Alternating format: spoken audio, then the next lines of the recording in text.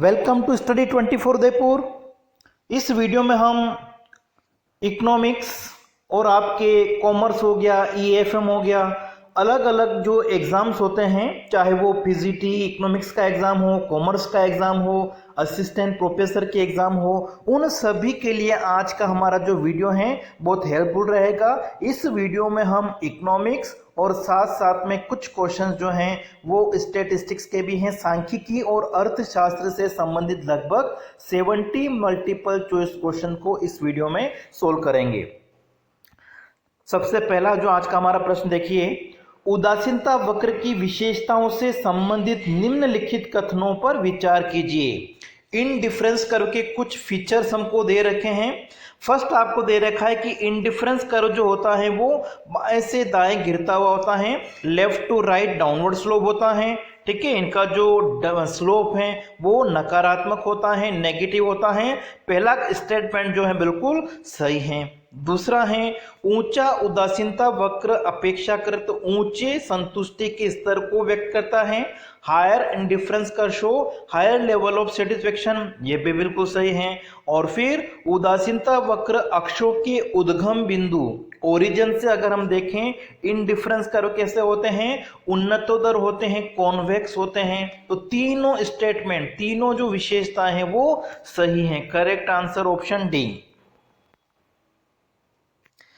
अगला देखिए, उदासीनता वक्रों की विशेषताओं से संबंधित निम्नलिखित कथनों पर विचार कीजिए।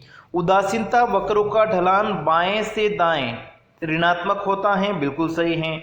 उदासीनता वक्र न तो एक दूसरे को छू सकते हैं और न ही काट सकते हैं। ठीक है, कभी भी एक दूसरे को इंटरसेक्ट नहीं करेंगे, बिल्कुल सही है।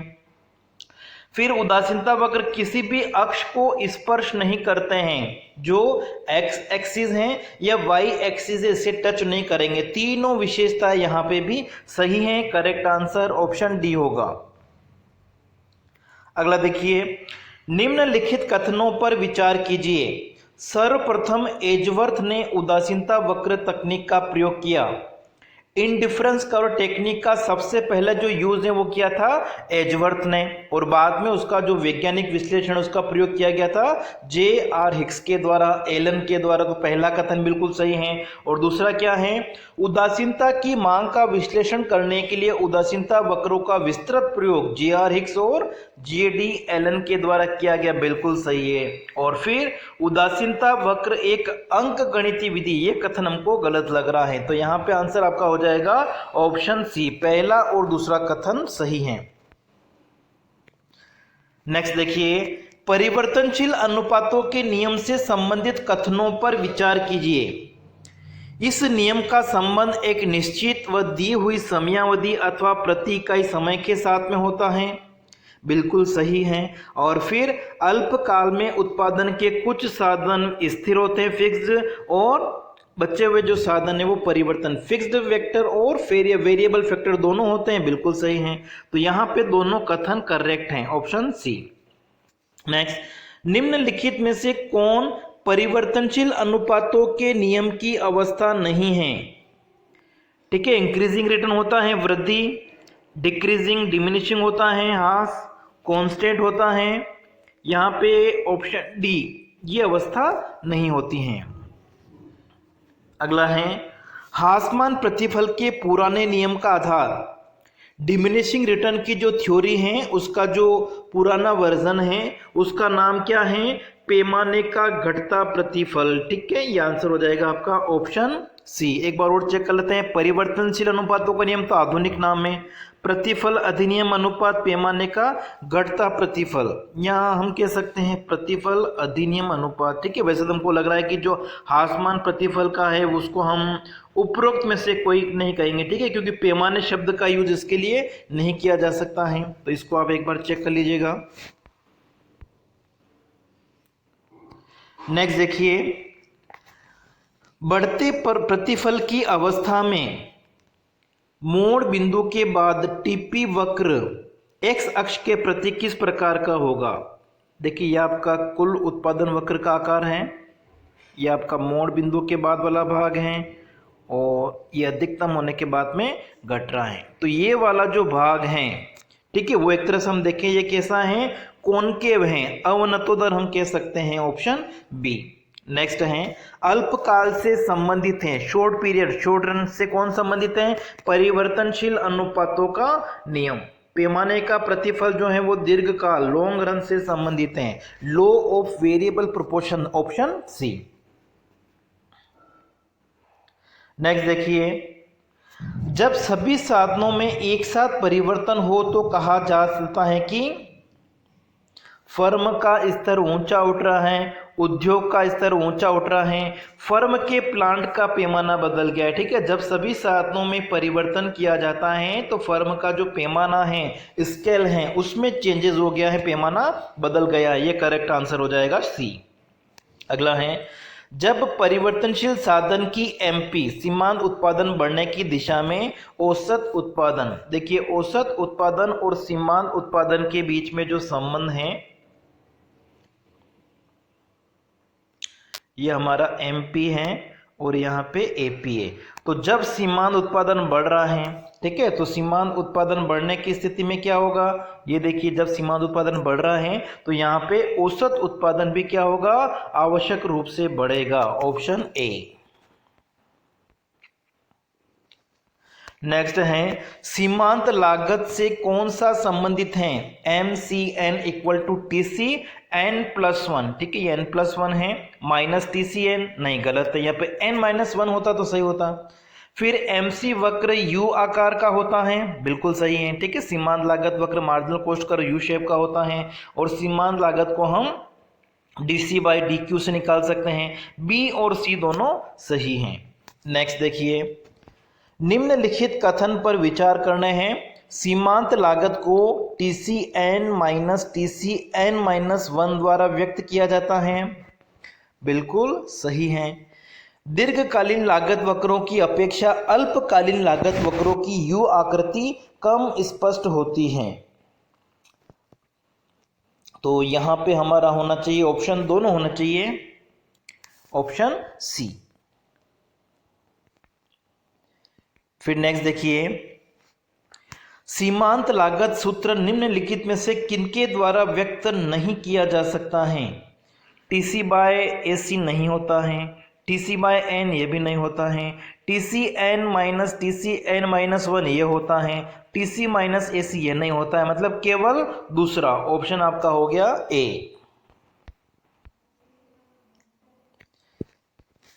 नेक्स्ट देखिए, सूची ए को सूची दो के साथ में हमको सुमेलित करना है। सबसे पहले अगर हम बात कर रहे हैं वास्तविक लागत, तो वास्तविक लागत की जो अवधारणा है वो मार्शल के साथ में संबंधित है। फिर जब औसत लागत एसी स्थिर है तो सीमांत लागत की जो कंडीशन है वो क्या होगी, सीमांत लागत बढ़ेगी तो फिर आना चाहिए 1 आना चाहिए। फिर रेक्टेंगुलर हाइपरबोला, जिसे हिंदी में हम कहते हैं आयताकार अधिन्द्र या आयताकार अतिपरवलय। ठीक है, ये जो आपका है औसत स्थिर लागत के साथ में संबंधित होगा। फिर आना चाहिए आपका 4 और स्थिर औसत लागत, ठीक है, उत्पादन वृद्धि के साथ में क्या होगी, ये घटती जाएगी। ए एफ से जो होती है वो क्या होती है, उत्पादन की मात्रा बढ़ने के साथ में घटेगी। तो करेक्ट आंसर आपका हो जाएगा ऑप्शन ए 2 1 4 3, ये क्रम सही होगा। नेक्स्ट है सुमेलित कीजिए। अब देखिए ऐसे क्वेश्चंस होते हैं जो कभी कभी आपको अगर एक दो ऑप्शन भी अगर आपको मिलाना आ रहा है तो आप सही कर सकते हैं। जैसे यहाँ पे है, जब सीमांत लागत कम होती है तो औसत लागत भी घटती है, लेकिन औसत लागत क्या होगी, अधिक होगी। तो सबसे पहले क्या आना चाहिए, 2 आना चाहिए। फिर आधुनिक लगान की जो धारणा है, मॉडर्न थ्योरी ऑफ रेंट जो है वो अपॉर्चुनिटी कॉस्ट, अवसर लागत के साथ में संबंधित है, तो फिर आपका आएगा 1। फिर उत्पादन लागत किसी वस्तु के उत्पादन में किया गया समस्त व्यय है, तो फिर आ जाएगा 3 और फिर 4 आ जाएगा हमारा। ठीक है, तो यहाँ पे अगर हम देखें क्रम सही आपका हो जाएगा ऑप्शन बी। नेक्स्ट देखिए, राष्ट्रीय आय नेशनल इनकम क्या होती हैं, देखिए नेशनल इनकम क्या होती हैं, तो यहाँ पे आपका ऑप्शन हो जाएगा सी। ठीक है, किसी देश के जो नागरिक हैं उनके द्वारा एक वर्ष की अवधि में जितना भी उत्पादन किया गया है उनकी जो शुद्ध आय होती है, नेट इनकम को हम क्या कहेंगे, नेशनल इनकम।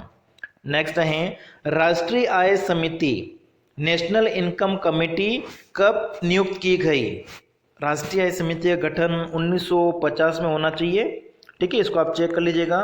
फिर अगला है सकल घरेलू पूंजी निर्माण, ग्रोस डोमेस्टिक कैपिटल फॉर्मेशन और नेट डोमेस्टिक कैपिटल फॉर्मेशन, शुद्ध घरेलू पूंजी निर्माण में अंतर को क्या कहते हैं। तो देखिए ग्रोस और नेट में जो डिफरेंस होता है वो किसका होता है, डेप्रिसिएशन का, मूल्यह्रास का, जिसको हम क्या कह सकते हैं, स्थिर पूंजी का उपभोग कह सकते हैं, कंजप्शन ऑफ फिक्स्ड कैपिटल। तो ऑप्शन आपका हो जाएगा सी।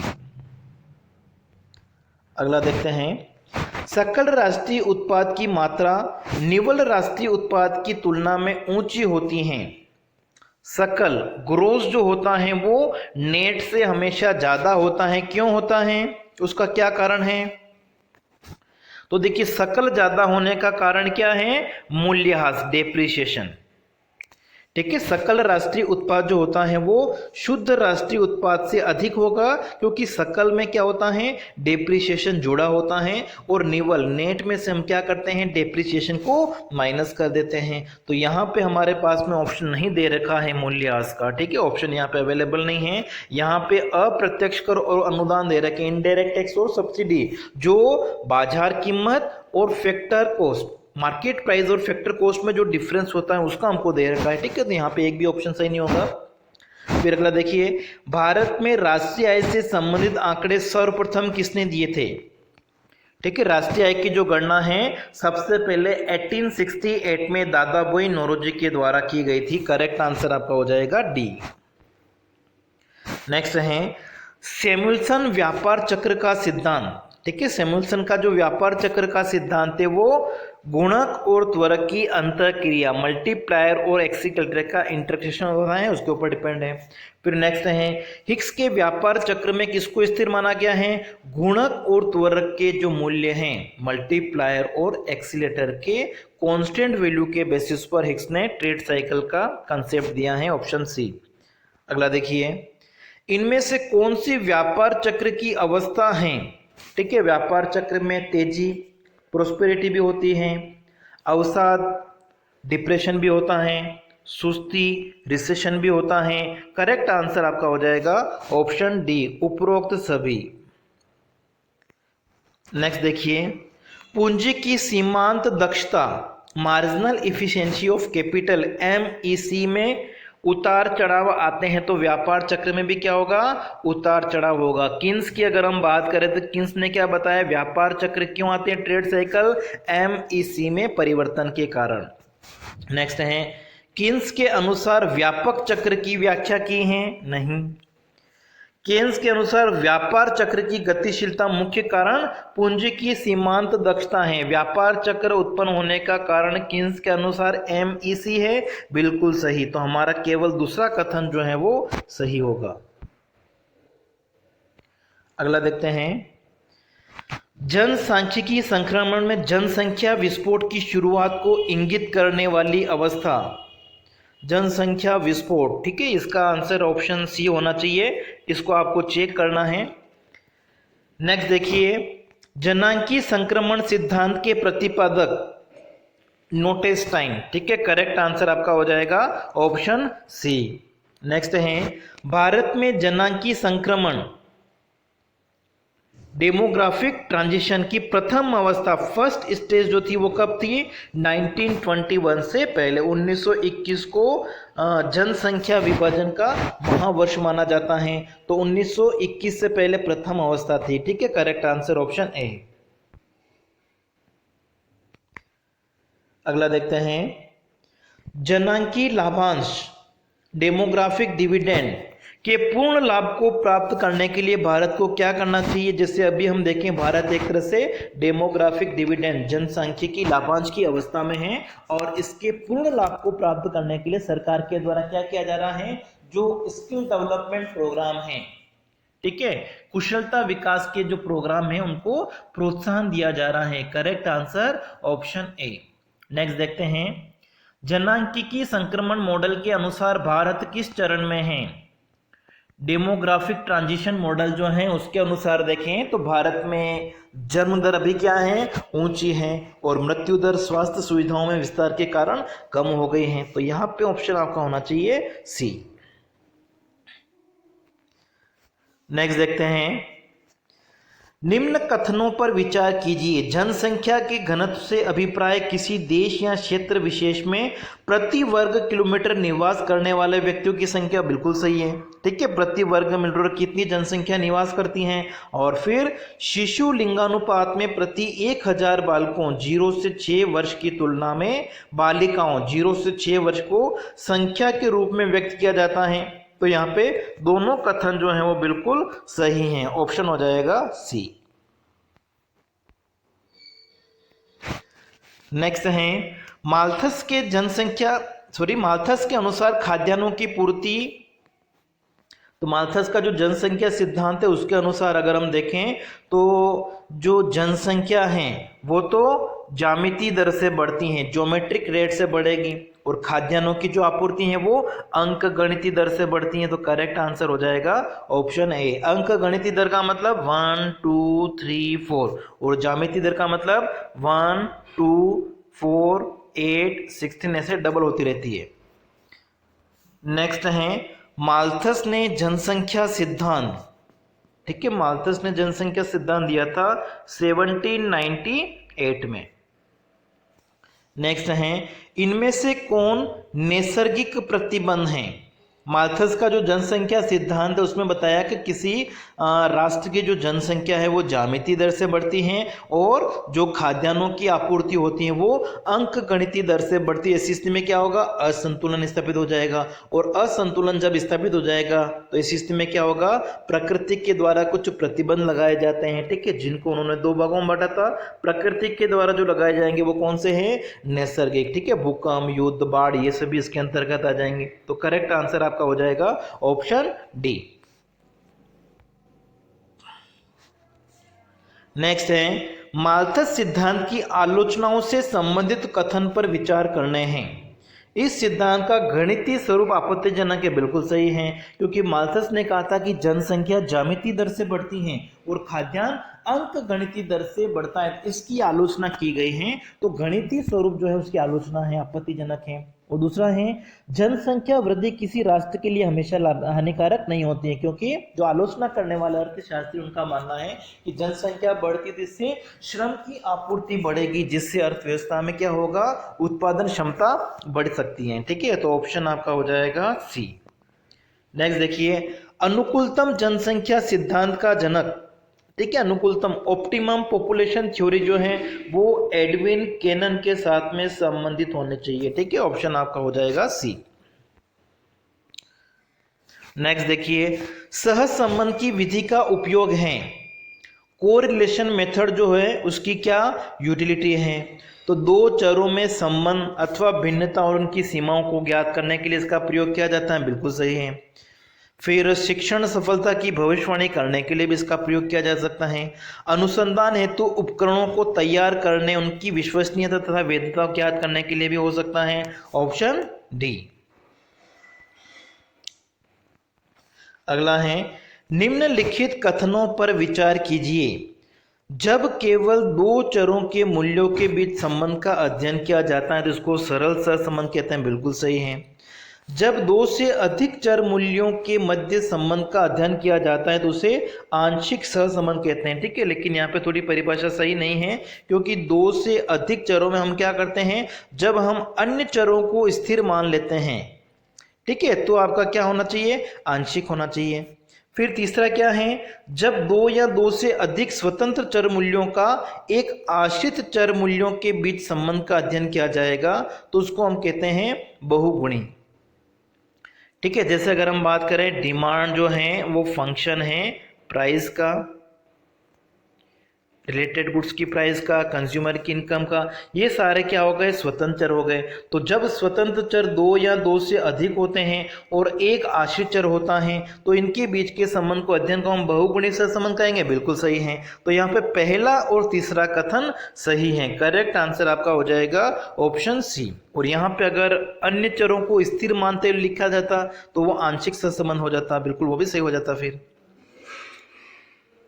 नेक्स्ट है, कार्ल पियर्सन के सहसंबंध गुणांक की गणना में समांतर माध्य एवं बहुलक की आवश्यकता पड़ती है। नहीं, गलत।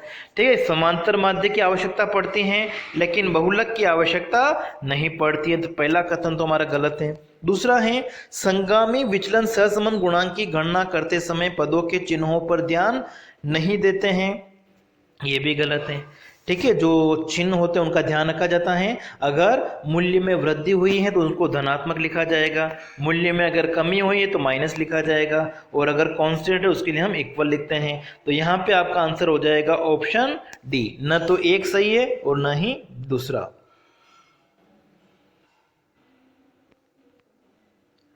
अगला देखिए, निम्नलिखित कथनों पर विचार कीजिए। संगामी विचलन विधि में श्रेणी के पद मूल्यों के विचलनों की दिशा का ध्यान रखा जाता है। बिल्कुल सही है। वो बढ़ रहा है या घट रहा है, बढ़ रहा है तो उसको धनात्मक और घट रहा है तो ऋणात्मक चिन्ह से लिखा जाता है। बिल्कुल सही है। फिर दूसरा है, पद विचलनों की मात्रा को न लिखकर केवल उसके धनात्मक ऋणात्मक शून्य के चिन्ह को लिखते हैं। बिल्कुल सही लग रहा है हमको ये वाला। तो यहाँ पे आपका हो जाएगा ऑप्शन, दोनों कथन सही हैं, ऑप्शन सी।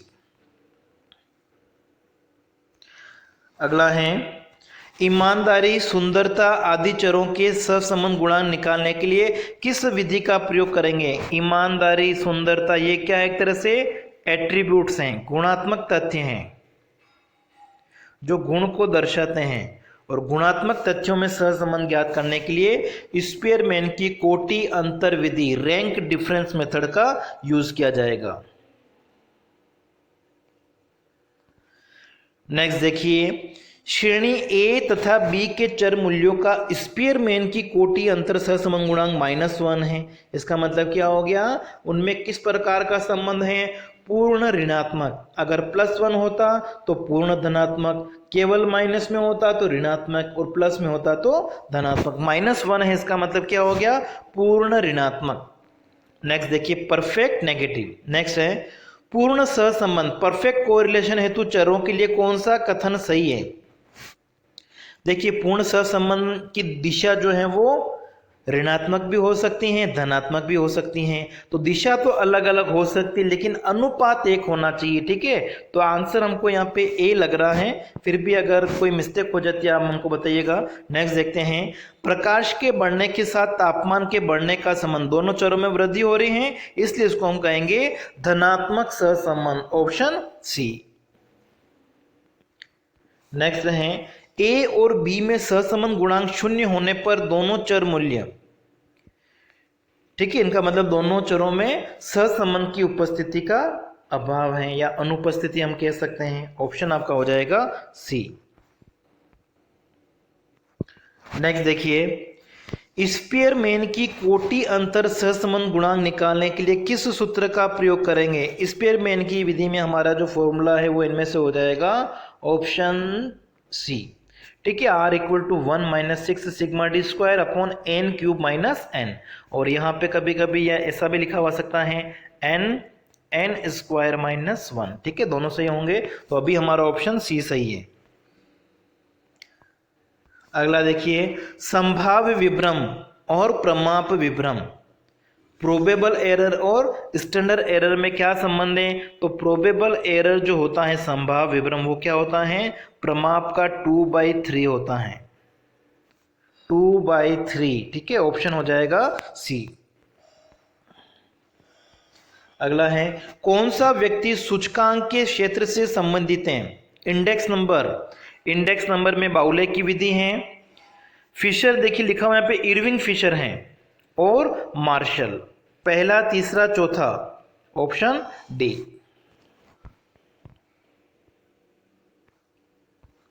नेक्स्ट है, यदि लेस्पेयर का सूचकांक 121 और फिशर का सूचकांक 132 हो तो पाशे का सूचकांक क्या होगा। देखिए फिशर का जो सूचकांक होता है वो होता है लेस्पेयर इंटू पाशे और दोनों का अंडर रूट। तो यहाँ पे फिशर का कितना दे रखा है 132 इक्वल टू लेस्पेयर का कितना है 121 और मल्टीप्लाई कर दीजिए। पाशे का निकालना है तो पाशे का हमने लिख दिया और फिर यहाँ पे आ जाएगा अंडर रूट। अब अंडर रूट हटाओगे तो क्या होगा 132 का स्क्वायर हो जाएगा 132 का स्क्वायर इक्वल टू इधर आपके बचेगा p और 121 को आप डिवाइड में ले आना। ठीक है तो यहाँ पे आपका 122 आ जाएगा। तो आपको लास्ट में सोल्व करना है कैलकुलेटर से 122 था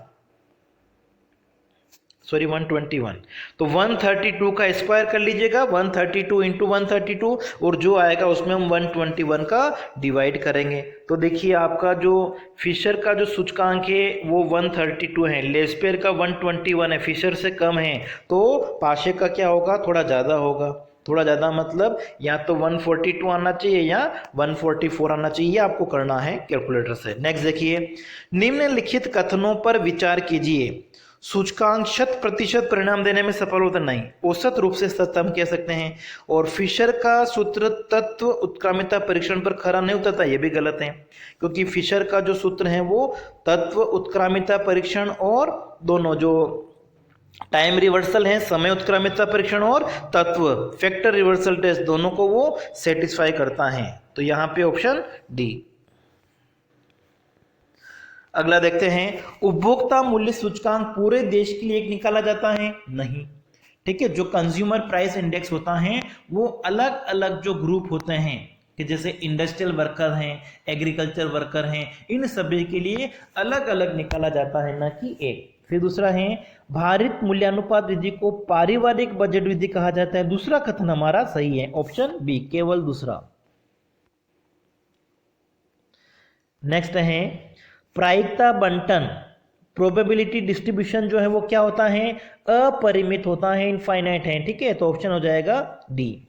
फिर अगला है, द्विपदी वितरण बाइनोमल डिस्ट्रीब्यूशन की संभावना सामूहिक कार्य को दिया जाता है। ठीक है बाइनोमल डिस्ट्रीब्यूशन जो है उसको हम किस तरीके से लिख सकते हैं, F X equal to N C X P की पावर एक्स और क्यू की पावर एन माइनस एक्स। ठीक है तो ये ऑप्शन आपका हो जाएगा सी नहीं, ठीक है आपका हो जाएगा बी।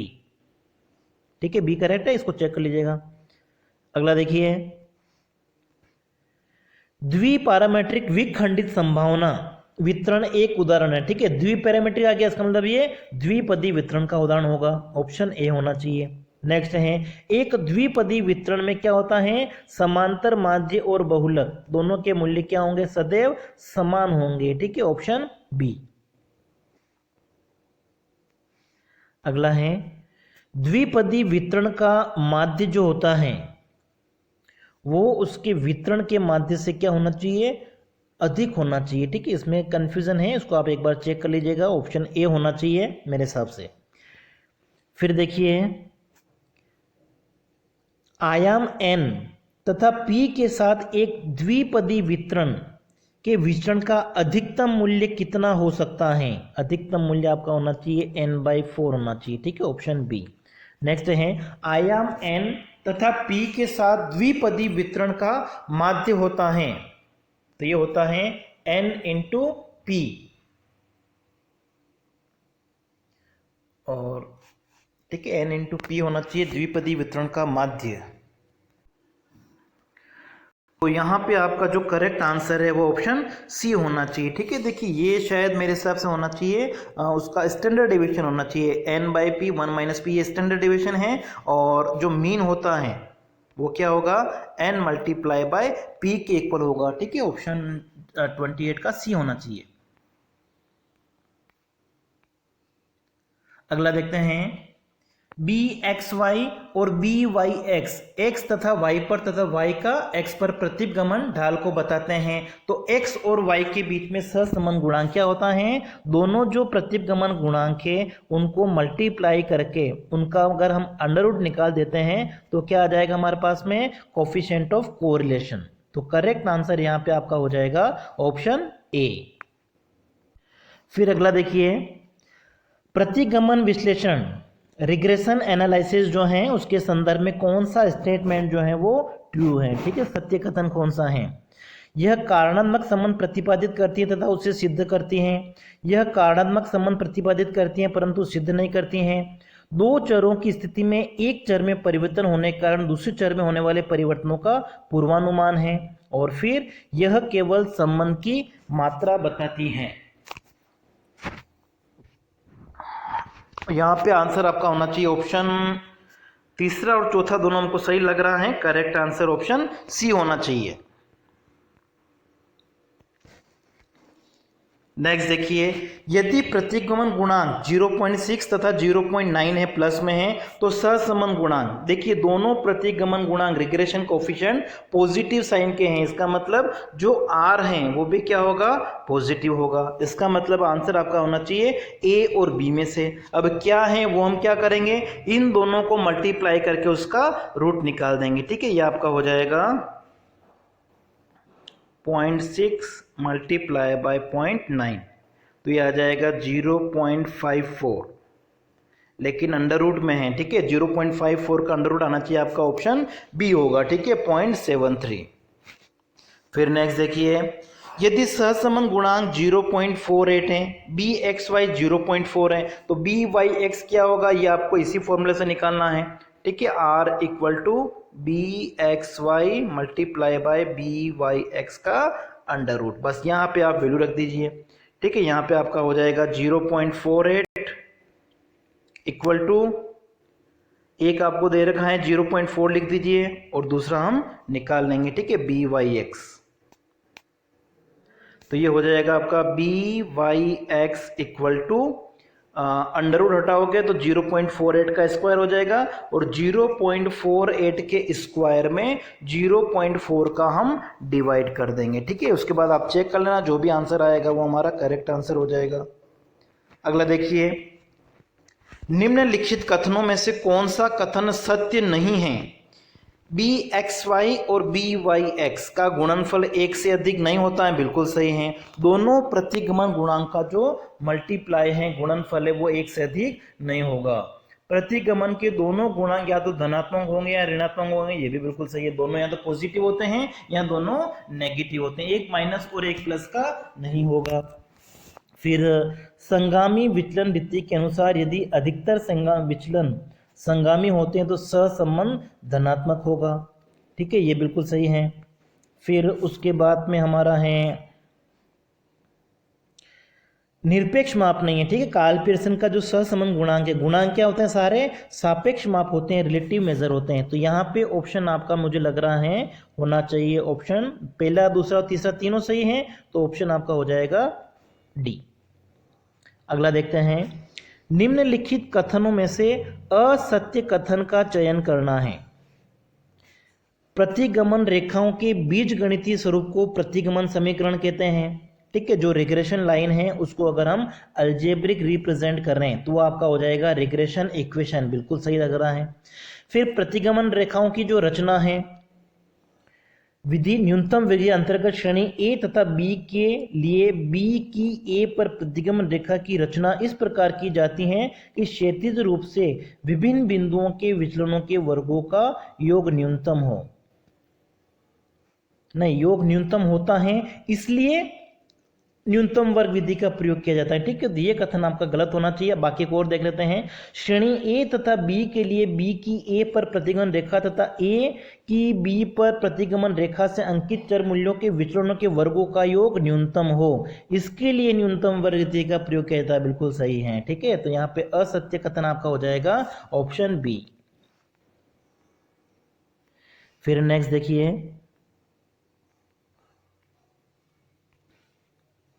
काल श्रेणी विश्लेषण में किन तथ्यों का विश्लेषण किया जाता है? टाइम सीरीज में हम क्या करते हैं, पहले जो डेटा होते हैं उनका हम यूज करते हैं, ठीक है। मतलब पास्ट डेटा का, पास्ट फैक्ट जो होते हैं, भूतकालीन तथ्यों का हम अध्ययन करते हैं, उसके आधार पर हम फ्यूचर के लिए कुछ अनुमान लगाते हैं। नेक्स्ट है, काल श्रेणी विश्लेषण के संबंध में निम्नलिखित में से कौन सा कथन असत्य है?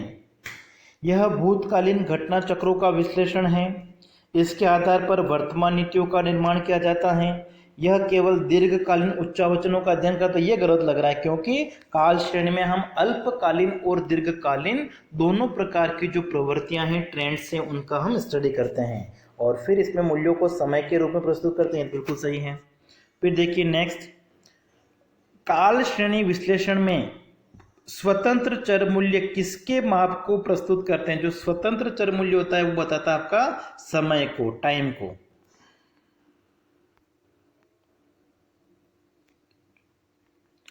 नेक्स्ट है, निम्न में से कौन से कथन सही हैं? काल श्रेणी विश्लेषण में न्यूनतम वृद्धि का प्रयोग चक्रीय मौसमी उच्चावचन से संबंधित होता है और समय उत्क्रमता परीक्षण पर चक्रीय परीक्षण आधारित होता है। यहां पे मुझे दोनों लग रहे हैं, फिर भी आप इसको कंफर्म करने के लिए एक बार चेक कर सकते हैं। फिर नेक्स्ट हमारा है, निम्नलिखित में से कौन से कथन सही हैं? काल श्रेणी का विश्लेषण करते समय अनियमित विचलन लुप्त नहीं किया जाता है और काल श्रेणी में श्रृंखला अनुपात प्रभाव दूर करते हैं चक्रीय विचरण का। काल श्रेणी विश्लेषण करते समय अनियमित विचलन लुप्त नहीं किया जा सकता और काल श्रेणी में श्रृंखला अनुपात प्रभाव दूर करते चक्रीय विचरण का, ठीक है। यहाँ पे मुझे लग रहा है दोनों कथन सही होना चाहिए। और फिर अंतिम प्रश्न जो आज का हमारा है, निम्नलिखित में से कौन से कथन सही हैं? काल श्रेणी विश्लेषण में श्रृंखला मूल्य